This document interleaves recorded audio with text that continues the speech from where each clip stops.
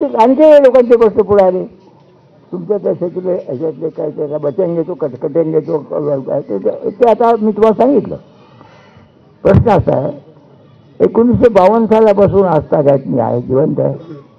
निवडणुका पाहिल्यात. दादा, दुःख वाटतं मला सांगायला, या वेळेला ज्या पद्धतीचं सरकारी वर्तन दिसलं ते भयानक आहे. तुम्ही सरकारमध्ये आहात त्याबद्दल माझं काही म्हणणं नाही, तो भाग वेगळा आहे. म्हणून पण मी एक गोष्ट केली, मी आत्मक्लेशाचा मार्ग स्वीकारला आणि तुमच्या सरकारने करा अमकरा असं मी काही सांगत नाही. मी आत्मक्लेशाचा मार्ग गेला. मला ती वेदना होते आणि वेदना इतकी जाणवते की काय चाललं हे गाडे कुठे चालले.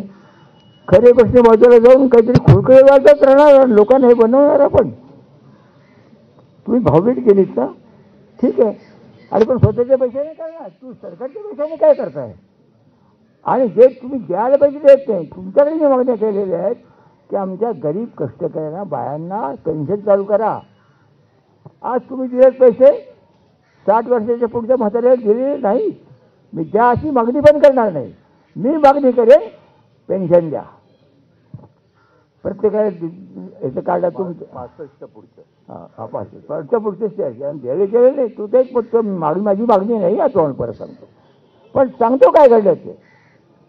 बाई म्हणाली मला, मी बाजार गेलो, आम्ही पूर्ण वाटवाचा कार्यक्रम होता. बाई म्हणाली, बाबा आपल्याला नाही काय मिळालं, आपण 60च्या पुढे गेलो होतो.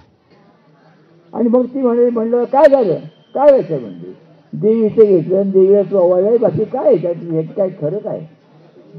हे गरिबांचं हे दुःख आहे, हा मुद्दा. आणि आता आणि जो आणखी एक तिच्यामध्ये आणखी एक कधी की अदानींना तो वॉरंट निघलं, पकड वॉरंट, आणि ते पकड वॉरंट निघाल्याबरोबर देशाच्या निवडणुकांचा तो तारखा तुम्ही बघा. आणि अदानींनी जी खटपट केली ती एवढी केलेली आहे. आणि आम्हाला दिसतं की हा मुद्दा, हा फॅक्टर दुर्लक्ष चालणार नाही. परकीय हस्तक्षेप होणं आणि ते जास्त निवडणुका जिंकण्यासाठी काही म्हणजे भारतीय नाव घेऊन करत असतील तर त्याचा सुद्धा शोध झाला पाहिजे. दुर्लक्ष करून चालणार नाही. भारतीय साहेब माझं म्हणणं नाही, या प्रकरणाचा शोध घेतला गेला पाहिजे. सकाळी पवार आहे शरद पवार मी त्यामुळे ते सांगितलं, ते काही बोलले नाही त्याच्यावर. पण मी तुम्हाला मुद्दाम सांगतो, आताही मुद्दाम सांगतो की हे जे सगळं झालं आहे ते असे बरेच प्रश्न आहेत. सगळ्याच प्रश्नांची मी हे लागणार नाही.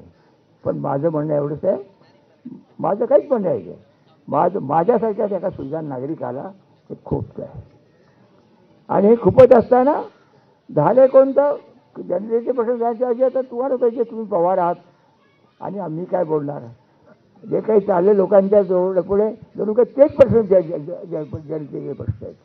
जनतेचे प्रश्न मागे राहिले.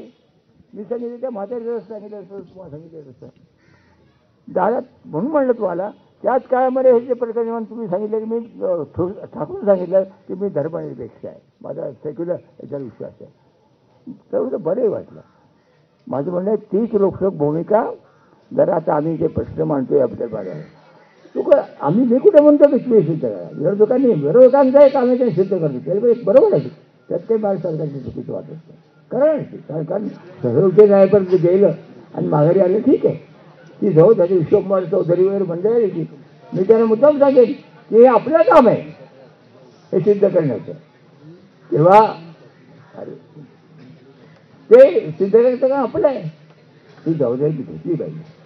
पण माझं म्हणणं आहे की असं आता बराच पाढा वाचता येतो तर मी वाचत नाही. हे 2-3 महत्त्वाचे प्रश्न घेऊन मी हा आत्म्याचा